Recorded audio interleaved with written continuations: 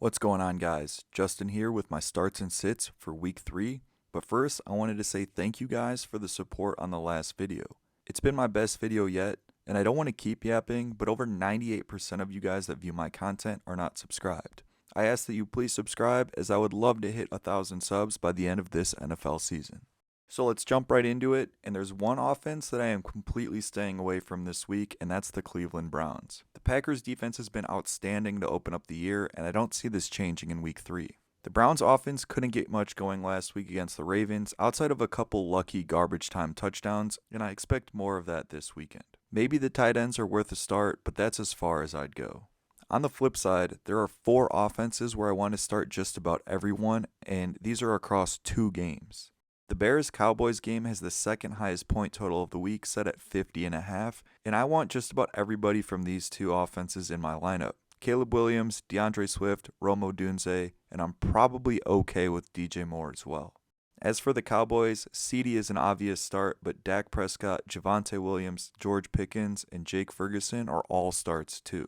Now, the highest point total of the week is on Monday night, where the Lions head to Baltimore to take on the Ravens. Amon-Ra St. Brown, Jahmyr Gibbs, and Sam Laporta are obvious starts, but you can fire up Jared Goff and Jamison Williams as well. I am a bit more hesitant on David Montgomery, but he should have some opportunities to score. As for the Ravens, Lamar Jackson and Derrick Henry are obvious starts, and Zay Flowers is becoming a must-start as well.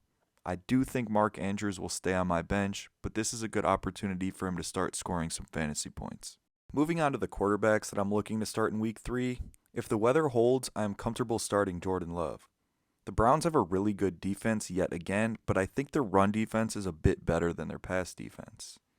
They held Derrick Henry in check last week, and the Packers' rushing offense hasn't been as good as it was last year, so I expect them to look to pass. I liked Dre May last week, and I like him again this week. I don't know what happened to the Steelers' defense, but they are far from elite even while spending the most money on the defense in the entire league. I think May can continue his recent success in week 3.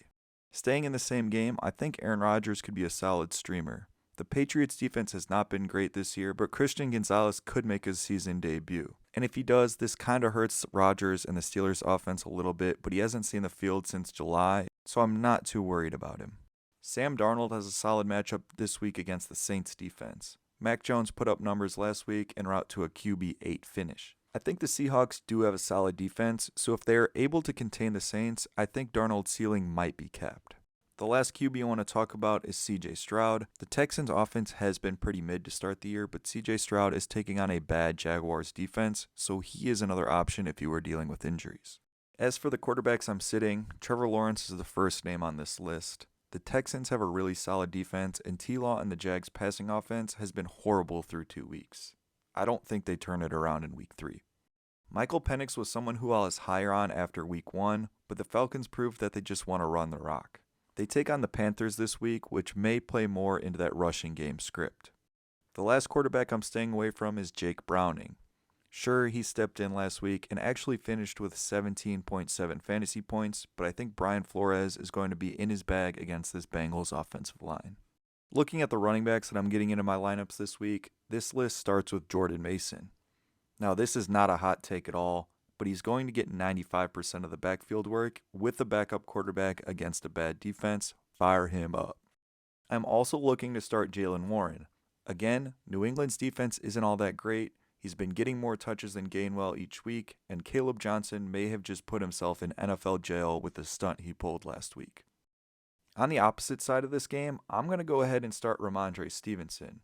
I'm really not a fan of Ramondre, but Trevion Henderson lost snaps last week because he couldn't pass block, and Antonio Gibson shouldn't take rushes away from him. As mentioned before, the Steelers' rush defense has been bad through 2 weeks. Heading over to my sits, I want to start with someone that you're likely never sitting, but you should probably temper your expectations with Josh Jacobs. Like I mentioned earlier, the Browns have a very good rushing defense, so if you start Jacobs, just know there's a chance he only finishes with like 7 to 8 points. I'm also likely never benching Ashton Genty, but he's had a rough start to the season. The Raiders' offensive line is doing him no help, and the Commanders have an improved rush defense, so temper your expectations with him too. Now, Omarion Hampton is someone that I am benching until further notice. He does not get enough touches in this pass-heavy offense. He lost a fumble and lost work to Najee Harris. I know the season is long and things could change, but I don't see that happening this week. I am also benching the entire Giants running back room. Yeah, Scatabo is seemingly taking over the Giants starting running back spot, but Tracy is still going to get some work. So A, the workload is divided, and B, they're going up against a really good run-stopping Chiefs defense.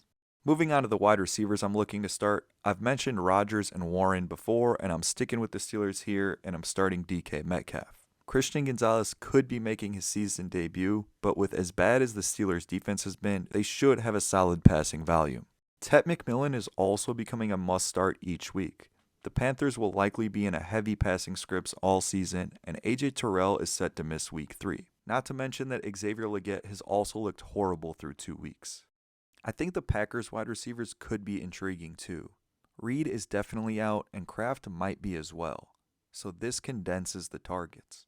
Now it's going to be hard to pick one, but Dubs is probably the safest, Golden has the highest ceiling, but Wicks could be a play as well. The Browns play more man than zone, and Wicks is very good against man coverage. Heading over to the sits, and I don't think you ever sit Brian Thomas Jr., but I wouldn't be surprised if his rough 2025 continues. As I mentioned earlier, the Texans have a solid defense, and the Jaguars' passing offense has been horrible. Devonta Smith is a guy I haven't been high on in this season, and he's staying on the bench for me this week. The Eagles are a run-heavy team, and their defense is good enough that they are never in need of passing. Not to mention, he's the number 2 wide receiver on his own team. Now, I'm not sitting Jamar Chase, but I think T. Higgins is someone you could sit. Like I talked about earlier, I don't love this matchup with a backup QB, even if Browning has had some serviceable games in the past. If Jaden Daniels misses this week, then I'd be looking for a better option than Terry McLaurin. Marcus Mariota is an okay backup quarterback, but I think a lot of the passing game will be these quick, short passes, which does not suit McLaurin well. Moving on to the tight ends, Tucker Kraft has had touchdowns in back-to-back weeks to open the season, and I would be firing him up again in week 3. As mentioned before, I think the Packers should have to move the ball through the air, and I think he is one of the best pass catchers on the team. He did pop up on the injury report Thursday with a knee injury, so it's possible he misses this weekend. Tyler Warren is another tight end I'm looking to start. He too was on the injury report, so pay attention to his status. But the Titans have a solid defense and have been good against the run, so they may key in on Justin Taylor. The Colts could be looking to pass as a result. Jawan Johnson is becoming a must-start player as he's posted the tight end 1 and the tight end 4 performances through 2 weeks, totaling 20 targets. The Saints should always be in a position to throw, and he's one of the main target earners in this offense. Moving on to the guys I'm sitting, Evan Ingram can go ahead and earn a spot on all benches until further notice.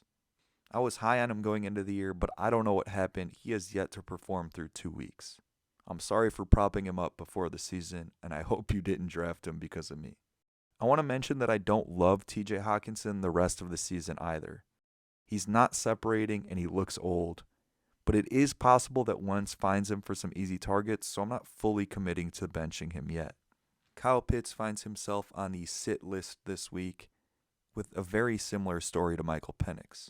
I think the Falcons will be looking to run the ball against the Panthers, limiting Pitts and the passing game volume. That's all for this week. Let me know what you guys think about this and any questions you have in the comments.